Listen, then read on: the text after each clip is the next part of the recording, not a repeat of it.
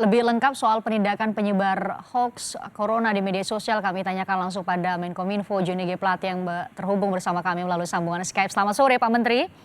Selamat sore, Christian. Apa kabar? Baik sekali, semoga juga semua baik dan tetap sehat ya. Terima kasih sudah bergabung bersama kami di Kompas Petang.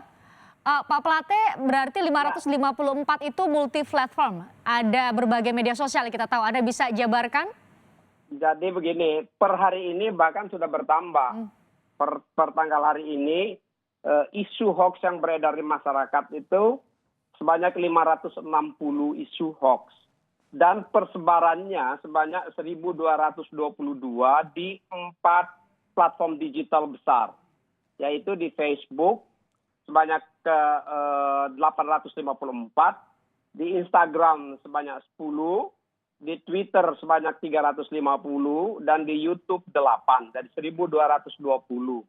Dari antaranya yang sudah di take down atau sudah diblokir oleh platform digital tersebut ya atas permintaan dan komunikasi dengan Kominfo adalah sebanyak 893 sudah di take down atau diblokir, yaitu di Facebooknya sendiri sebanyak 681 sebaran, di Instagram 4 sebaran, di Twitter 204 sebaran, dan di YouTube sebanyak 4 sebaran.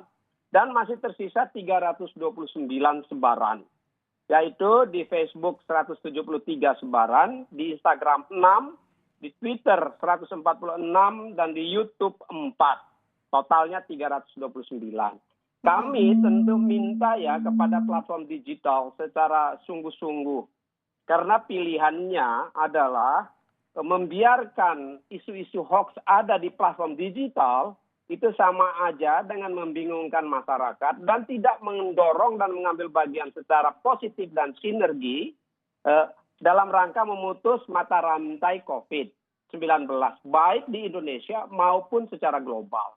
Karena kami minta secara sungguh-sungguh.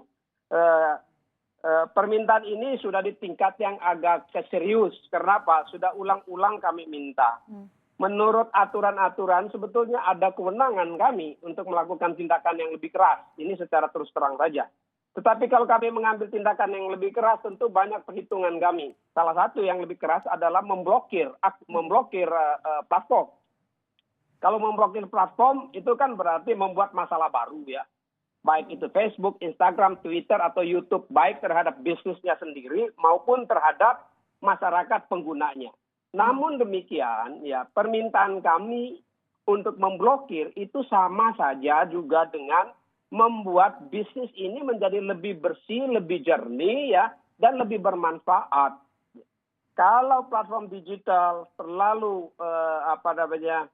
sulit untuk melakukan take down, itu merugikan tidak saja bagi platform digital, tetapi merugikan juga bagi masyarakat dunia. Masyarakat Indonesia, bahkan sampai komunitas terkecil di dalam keluarga. Pak Plate, sejauh ini tanggapan dari berbagai platform digital yang Anda maksud menyambut baik atau mendengarkan imbauan atau permintaan dari pemerintah? Ya, pertama memang agak sulit karena prosedural dan code of conduct di platform digital kan sangat rigid ya, pertamanya. Kemudian kami sudah melakukan pertemuan secara langsung ya dengan perwakilannya di Indonesia dan mengirim pesan yang serius ke kantor pusatnya masing-masing untuk memperhatikan. Setelah itu ada kemajuan yang besar ya. Kemajuan besar di mana sudah ada peningkatan yang signifikan, bahkan sudah hampir 900 per hari ini. Tetapi ya 329 itu juga besar. Karena apa? Karena isu hoax ini nggak pernah berhenti. Dia akan bertambah terus dan setiap kali dia bertambah dia makin tersebar. Jadi platform digital dan penegakan hukum oleh Kepolisian Republik Indonesia, Barreskrim maupun oleh Polda-Polda ya, berkejaran dengan para pihak yang tidak bertanggung jawab, yaitu produsen hoax dan penyebar hoax itu sendiri. Kita sama-sama sudah tahu bahwa memproduksi hoax dan menyebarkan hoax itu tindak pidana, ya, melanggar hukum dan bisa punya sanksi pidana dan denda gitu. Tapi masyarakat masih saja melakukan itu. Ini kejar-kejaran. Ya, Pak Plate, ada tindakan tegas Anda tadi menyebut bahkan take down untuk platform digital yang tidak mengindahkan permintaan dari pemerintah. Itu tindakan tegas yang disiapkan oleh pemerintah jika memang platform digital tidak ikut berkontribusi untuk meredam hoax? begini, menurut undang-undang, mereka diharuskan pada saat mereka membuka platform digital dan dapat kesempatan untuk melaksanakannya di internet service provider di Indonesia, maka ada juga kewajiban, yaitu kewajibannya mentaati undang-undang. Ya, mentaati undang itu satu kewajiban mereka. Tetapi tentu kita dalam menerapkan aturan dan undang-undang, yang pertama kita harapkan, karena ini satu perusahaan global, ya, ada kesadaran global, ada kesadaran yang tinggi, karena ini terkait dengan nilai-nilai yang sangat universal, apalagi dia terkait dengan aturan hukum di satu negara, di Indonesia dalam hal ini, maka kita tentu minta kesadaran itu harus tumbuh dari dalam platform digital itu sendiri. Kebetulan masalah yang terkait dengan COVID-19 ini bukan masalah Indonesia saja, ini masalah global, pandemi yang sudah tersebar di lebih dari 208 negara di dunia.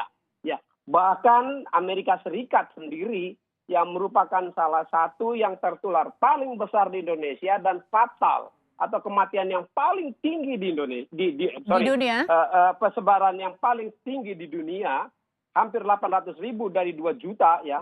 Dan kematian tingkat tertinggi di dunia. Jadi usaha kita bersama-sama dengan masyarakat dunia. Jadi kita sangat berharap sampai dengan saat ini saya melihat bahwa platform digital sudah kooperatif. Ya. Oke, tetapi kooperatif itu saja belum cukup karena kita harus menghabiskan ini, memungkinkan ya menghabiskan seluruh hoax-hoax di sebarannya di platform-platform digital. Dengan demikian kita membantu negara-negara, termasuk membantu Indonesia, untuk semakin punya kemampuan dan bisa cepat untuk memutus mata rantai COVID-19. Karena ini terkait dengan masyarakat. Gitu. Oke, Pak Plate, itu satu instrumen meminta platform digital untuk ikut berkontribusi meredam hoax. Instrumen lain adalah instrumen hukum, tadi sudah Anda sebut bahwa ada tindak pidana yang diancamkan kepada mereka penyebar hoax. Bagaimana koordinasi dengan pihak kepolisian? Dengan sama seperti dengan platform-platform digital, kami mempunyai cyber drone di Kominfo ya, yang bisa memonitor trafficnya, bisa memonitor percakapannya. Tetapi ya, kami tentu kalau Kominfo kan bukan law enforcement. Kami terus meneruskan tindakan pelanggaran hukum itu kepada aparat hukum, dalam hal ini kepolisian.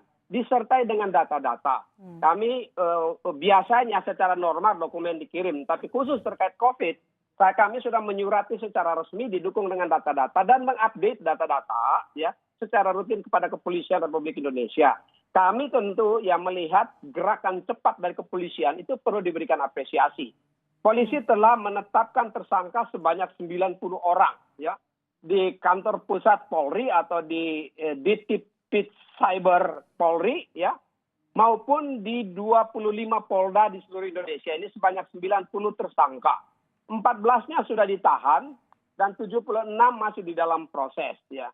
Mereka ini ya menyebarkan terlalu banyak hoax dan tentu ini berhubungan dengan pelanggaran pasal-pasal di dalam undang-undang, di antaranya Undang-Undang ITE ya dan Undang-Undang Ketentuan Hukum Pidana kita. Bahkan ada undang-undang yang terkait dengan penghapusan pelanggaran terkait dengan HAM ya, dengan HAM dan hak-hak masyarakat gitu. Nah ini yang kita harapkan, bahwa kepolisian yang sudah berusaha menindak dan menegakkan hukum secara sungguh-sungguh serius ini harus diimbangi juga dengan dengan sikap dan perilaku. Ini akibat dari sikap dan perilaku. Ya, kalau sikap dan perilaku masyarakat yang bertanggung jawab menggunakan ruang digitalnya dengan benar, dengan baik, dengan bermanfaat, ya, maka tentu ada kesungkanan dan keengganan kita memproduksi hoax. Ya. Apalagi kalaupun ada yang memproduksi hoax, karena itu melanggar hukum. Kita setiap kali melihat, setiap kali mengetahuinya, jangan meneruskannya, jangan memforwardkannya, jangan mendistribusikan lanjutannya. Baik, setidaknya dimulai dari diri sendiri ya Pak Plate ya. Setidaknya dimulai dari diri sendiri untuk berhenti. Ya, mesti mulai dari diri sendiri. Ini termasuk satu pola atau sikap dan kultur baru di dalam ruang digital kita. Itu terima kasih pesan Anda. Terima kasih Menkominfo Joni G. Plate bergabung bersama kami di Kompas Petang.